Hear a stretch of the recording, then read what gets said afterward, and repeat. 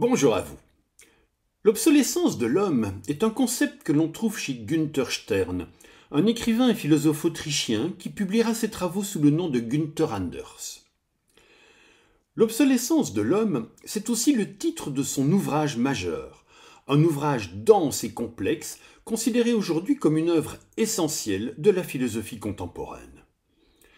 Dans ce livre marquant, dont le premier volume paraît en 1956 et le second en 1980, Anders se livre à une critique virulente et parfois même violente de notre société moderne qui ne peut qu'aboutir, selon lui, à la déshumanisation et à la perte de sens.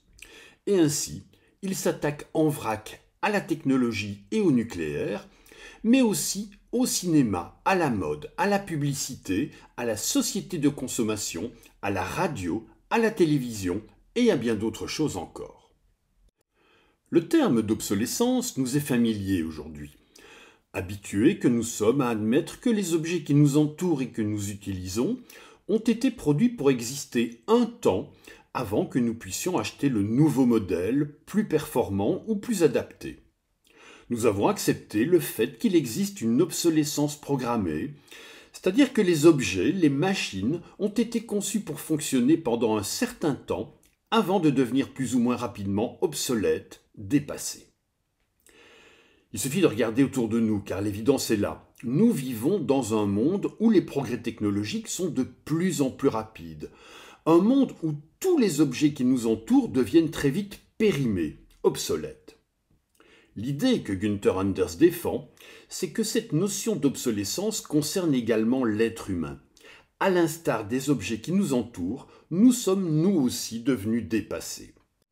Ce qu'il veut dire par là, c'est que l'homme a perdu sa place centrale dans la société technologique moderne. L'homme a perdu sa capacité à comprendre et à maîtriser le monde qu'il s'est pourtant lui-même créé. Cette idée d'obsolescence de l'homme repose sur deux thèses principales. La première, c'est que nous ne sommes pas de taille à nous mesurer à la perfection de nos produits. En d'autres termes, l'homme se sent dépassé par la perfection de tout ce que les machines peuvent produire. Prenons le cas d'un artisan, un ébéniste qui fabrique une table par exemple. Autrefois, cet artisan produisait un meuble dans son entièreté.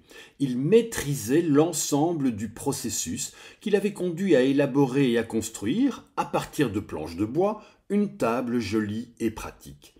Cet artisan pouvait être fier de son travail et de sa réalisation. En revanche, aujourd'hui, ce sont des machines qui fabriquent les tables, et elles les fabriquent à la chaîne, à un rythme beaucoup plus rapide que celui de l'artisan, sans aucune fatigue et avec une qualité toujours parfaite. Désormais, l'artisan ne peut plus rivaliser. Il est en retard par rapport à la machine. Et ce retard ne pourra jamais être rattrapé. Bien au contraire, le décalage qui existe entre les capacités de production de l'homme et celles de la machine ne fait que grandir. Ce décalage, Anders le qualifiera de prométhéen. Dans la mythologie grecque, en effet, Prométhée est celui qui va permettre aux hommes d'acquérir l'ensemble des arts et des techniques, raison pour laquelle on a fait de lui le symbole du progrès. Le décalage prométhéen, c'est donc le décalage qui existe en raison du progrès technologique. C'est l'écart qui est chaque jour plus grand entre l'homme et le monde qu'il a produit. La seconde thèse, c'est que ce que nous produisons excède notre capacité de représentation et notre responsabilité. Autrement dit, l'homme se sent dépassé par les conséquences morales et existentielles de ses productions technologiques. À cet égard, l'exemple le plus terrifiant pour Günther Anders, c'est Hiroshima. L'homme a créé la bombe atomique, mais sa puissance destructrice dépasse notre capacité d'imagination et de perception. Elle échappe à toute évaluation humaine. Quand on nous dit que la bombe à Hiroshima a fait près de 150 000 victimes, ce chiffre reste pour nous abstrait. Nous ne sommes pas capables de nous représenter concrètement l'horreur de ces 150 000 morts. Nous sommes dépassés par ce que ça représente en termes de compréhension et en termes d'émotion.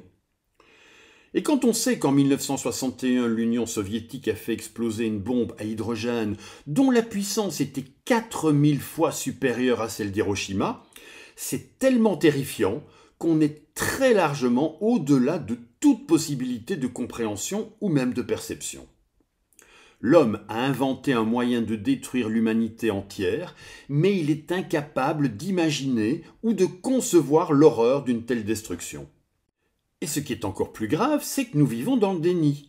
Nous faisons semblant de ne pas voir le danger. Nous faisons semblant de ne pas savoir que nous pouvons pourtant être anéantis et disparaître à tout instant.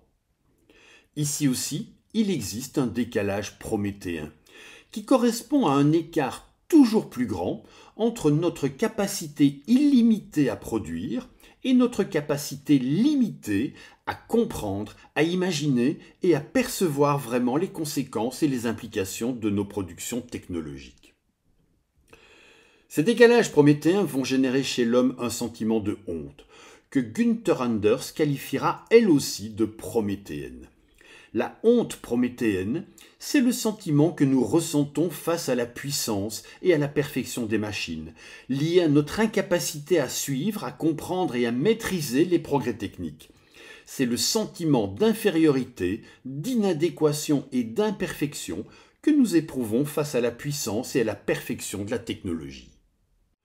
En définitive, on pourrait résumer l'idée d'obsolescence de l'homme en disant que c'est un concept qui signifie qu'il y a quelque chose de périmé en l'homme, et ce quelque chose, c'est son humanité. L'homme a perdu les principales caractéristiques qui constituaient son humanité, parmi lesquelles sa capacité à juger, à choisir, à comprendre et à assumer la responsabilité de ses actes.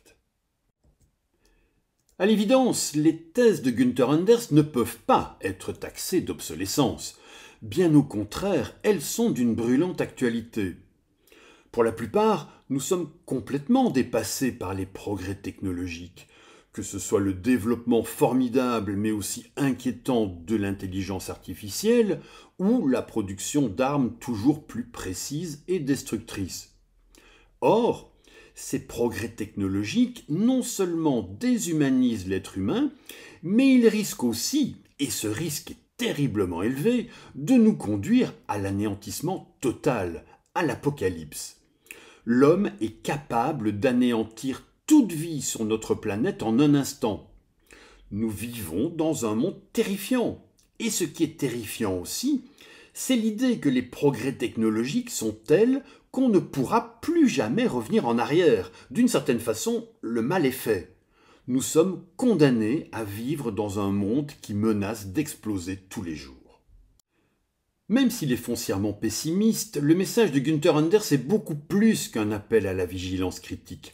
C'est un véritable cri d'alarme qui nous enjoint à prendre nos responsabilités et à essayer de nous réapproprier notre destin face à un monde technologique toujours plus complexe et plus dangereux. Alors, le monde et l'homme échapperont-ils à l'anéantissement ? Rien n'est moins sûr. Et en attendant, nous devons vivre avec cette menace permanente. Nous sommes tous des êtres en sursis dans un monde en sursis. Je vous remercie d'avoir regardé et écouté cette courte vidéo et je vous invite à rester curieux et ouvert, à faire preuve d'esprit critique, mais aussi et néanmoins à prendre plaisir à la vie.